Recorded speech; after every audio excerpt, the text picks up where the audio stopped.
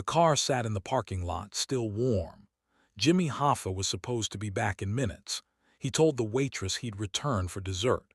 He told the people inside the restaurant he had a quick meeting to handle. He never came back.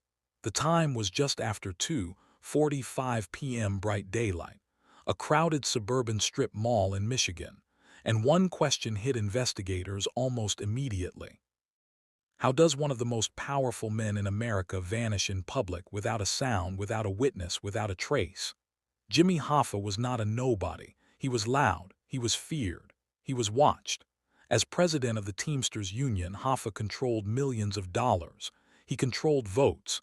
He controlled influence that reached into politics, trucking, and organized crime. And that influence made him dangerous. On July 30, 1975, Hoffa drove his green Pontiac to the Machus Red Fox restaurant in Bloomfield Township.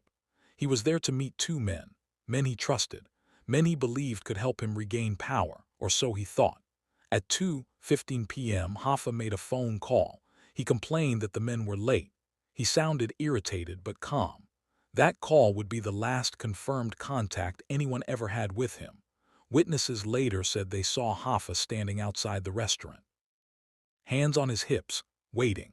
No one saw him struggle, no one heard him argue, no one saw him get into a car. And yet by evening Jimmy Hoffa had vanished. His car remained untouched, the keys were gone, there were no signs of violence. And what no one realized at the time was that this disappearance was not impulsive, it was surgical. Within hours, rumors exploded. Union rivals, political enemies, the Mafia, because Hoffa lived at the intersection of all three. Years earlier, Hoffa had been convicted of jury tampering and fraud.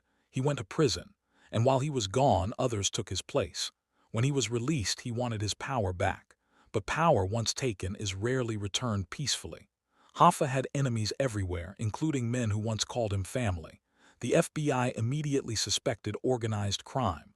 They had been wiretapping Hoffa for years, following him, listening. But on the day he disappeared, surveillance teams weren't there. That absence would later haunt the case. Investigators believed Hoffa was lured, not forced. He trusted the people he went to meet. That detail would later change everything. Because no one could make Jimmy Hoffa go anywhere he didn't want to go. He was stubborn, suspicious, paranoid, unless he believed the meeting mattered. The names tied to that meeting were explosive. Anthony Tony Provenzano, a New Jersey mob-linked union leader, and Anthony Giacalone, a powerful Detroit mob figure. Both denied being there. Both had alibis, and both would remain free men. As days passed, the search widened. Fields, lakes, abandoned buildings, nothing, no body, no blood, no evidence. The FBI called it one of the most sophisticated disappearances in American history, and that wasn't exaggeration, because every theory led to the same conclusion. If the Mafia was involved, they didn't just kill Hoffa, they erased him. What no one could agree on was how. Some believed he was taken to a secondary location. Others believed he was killed within minutes. Rumors spread that his body was buried under stadiums, highways, even concrete foundations. Each tip was followed, each lead collapsed, and the silence grew heavier. What made the case even more disturbing was this. No one ever demanded ransom. No one took credit. No message was sent. In organized crime, that usually means one thing: the job was approved. Years later, an FBI agent would say something chilling. Hoffa didn't disappear because someone hated him. He disappeared because too many people needed him gone. By removing Hoffa, balance was restored. No more power struggle, no more threat. And that may be the most terrifying part of the story. His disappearance solved a problem for a lot of people. Jimmy Hoffa was declared legally dead in 1982, 7 years after he vanished. But legally dead does not mean explained. Because to this day, no one knows where he went, who drove the car, who made the call, or what exactly happened in the minutes after he stepped away from that restaurant. And that leaves one unsettling question hanging over one of the most famous disappearances in American history. If a man this powerful could be erased in daylight, what chance does anyone else have? And in the next part, we'll follow the Mafia theories that refuse to die, the informants, the confessions, and the one mistake that may have exposed how Jimmy Hoffa was taken. A mistake no one noticed at the time. The theories didn't begin in back alleys or whispered rumors. They began inside the Mafia itself. Within days of Jimmy Hoffa's disappearance, FBI wiretaps lit up. Not with panic, not with surprise, with relief. Mob figures spoke carefully, but their tone had changed. A problem had been handled. Investigators believed Hoffa had been lured to the restaurant by someone he trusted. Not threatened, not forced. That detail narrowed the list dramatically. Only a handful of men could convince Jimmy Hoffa to step into a car willingly. At the center of every theory was one name: Anthony Tony Pro Provenzano. Tony Pro was not just a mob figure. He was Hoffa's longtime rival, once an ally, later an enemy. They hated each other openly. They fought over power inside the Teamsters. They fought over influence with the Mafia. But they were connected by something stronger than hatred: history. Tony Pro and Hoffa had done prison time together. They knew each other's secrets. They knew how each other thought. And on the day Hoffa vanished, Tony Pro had motive. Hoffa was trying to reclaim control of the Union, trying to push out men who had replaced him, trying to disrupt a balance that had been carefully arranged while he was in prison. To the Mafia, balance mattered more than loyalty. Witnesses later claimed Hoffa believed the meeting would settle things, that fences would be mended, that deals could be made. But Mafia peace talks don't happen in parking lots, and that's where another name enters the story: Anthony Giacalone, Detroit Mafia royalty. Calm, respected, deadly serious. Giacalone was the kind of man Hoffa would trust, not a hothead, not emotional, someone who could convince Hoffa this meeting was safe. Both Tony Pro and Giacalone denied being at the restaurant. Both had alibis. But those alibis came from people inside the same criminal circles, and neither man was ever charged. The FBI believed Hoffa was approached outside the restaurant, offered a ride, told the meeting had been moved. That would explain the lack of struggle, the lack of witnesses, and it would explain why Hoffa didn't return. Because once he got into that car, the meeting was over. The biggest debate among investigators wasn't who ordered it. It was how fast it happened. Some believed Hoffa was killed within minutes. Others believed he was driven to a secondary location: a house, a warehouse, a basement, places controlled by the Mafia, places where screams would never be heard. Informants later came forward with chilling claims. One said Hoffa was taken to a house in Detroit and shot. Another said he was strangled. Another said he was stabbed. But the details never matched. That inconsistency wasn't surprising. In organized crime, stories are intentionally muddy. Truth is buried under layers of contradiction. But one thing stayed consistent across decades of informants: Jimmy Hoffa was not buried locally. The Mafia did not want a grave. They wanted an ending with no location. Some claimed his body was cremated. Others claimed it was crushed in a car. Others said it was dumped in industrial waste. Every method pointed to the same goal: total erasure. And that brings us to the most chilling theory of all: that Hoffa's disappearance was approved at the highest level. Not revenge, not anger, business. Hoffa had become unpredictable, and unpredictability is dangerous. By removing him, the Mafia stabilized the Union.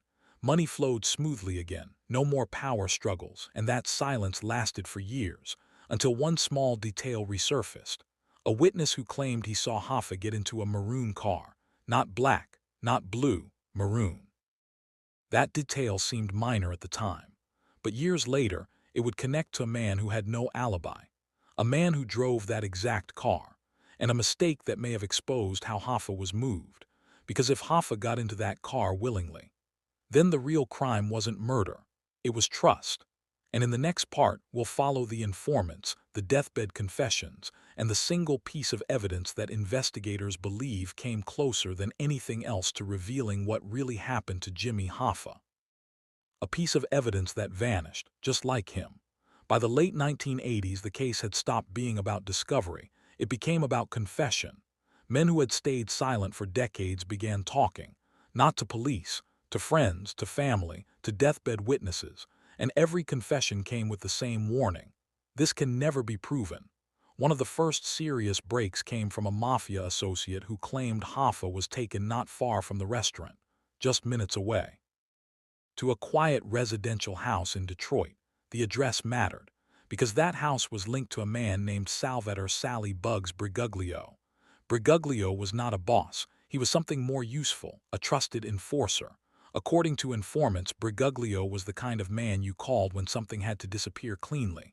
No noise, no witnesses, no mistakes. He also drove a maroon car, the same detail a witness mentioned years earlier. Investigators looked closer. They learned that Briguglio had access to a house on Beverland Street, a house believed to be used for business. And suddenly, the pieces began to align. Informants claimed Hoffa was driven there, that he believed the meeting was still happening, that he walked inside willingly. What happened next was described in different ways. Some said he was shot, others said strangled. But every version agreed on one thing: it was fast. Hoffa never saw it coming. The reason was simple. He trusted the people in that room, and trust in this world is fatal. Investigators searched the Beverland house years later, but time had done its job. The house had been sold, renovated, painted. No blood, no remains, but they did find something unsettling: traces of blood, too degraded to test conclusively, too late to matter in court.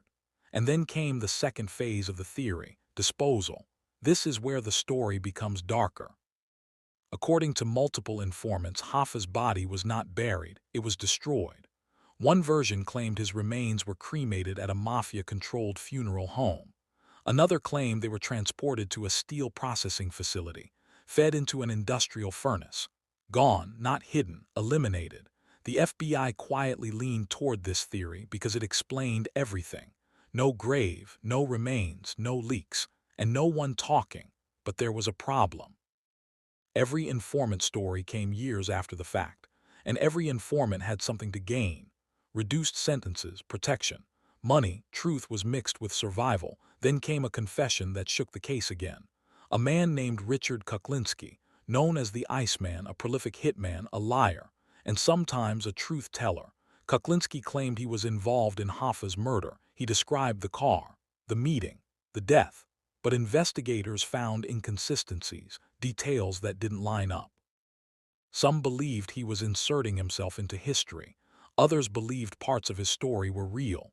The FBI never fully accepted his confession, but they never fully dismissed it either, because too many pieces overlapped. And then there was the silence from the men who mattered most. Tony Pro never admitted anything. Neither did Giacalone. They lived their lives quietly, died without confessing, which in organized crime is not innocence, it is loyalty. The most frustrating detail for investigators was this: the Mafia didn't make mistakes that day. No witnesses came forward immediately. No loose ends appeared. No evidence surfaced. The only mistake may have been underestimating time, because decades later people talked, not enough to convict, but enough to sketch the outline of what happened. Hoffa was removed because he threatened stability. He was lured because force would attract attention. He was erased because a body creates problems. This was not personal, it was procedural, and that's what made it terrifying. Jimmy Hoffa wasn't killed in anger, he was processed, but there was one final detail investigators couldn't explain. Hoffa was known for being cautious, paranoid, and yet he walked into that meeting anyway, which raises a question no theory has ever answered. What exactly was promised to him? What did they say that convinced Jimmy Hoffa he could win? Because whatever it was, it worked. And in the final part, we'll confront the lingering evidence, the searches that came too late, and the reason the FBI now believes the truth about Jimmy Hoffa may be known, but can never be proven, no matter how close we get. By the time the FBI officially closed most active searches, the truth about Jimmy Hoffa had become something strange. Not unknown, just unreachable. Agents no longer argued over whether he was murdered. That question had been settled quietly years earlier. They argued over something else, whether the truth mattered if it could never be proven. For decades, tips poured in.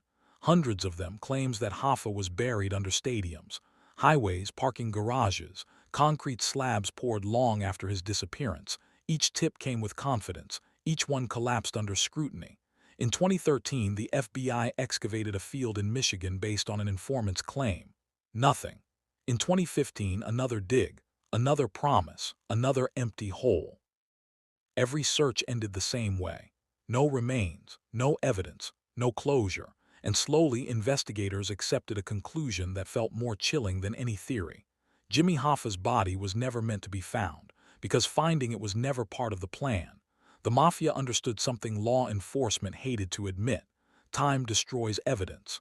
Silence protects secrets, and loyalty outlives fear. The men who knew exactly what happened to Hoffa took that knowledge to their graves. Not because they were threatened, but because silence was the agreement. Hoffa had once believed he could outmaneuver them, that his past alliances still held weight, that he could reclaim power through negotiation. That belief cost him everything.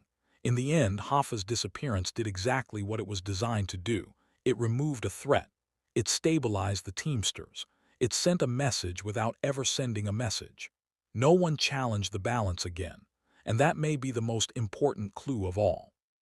Because crimes of passion create chaos, crimes of business create order.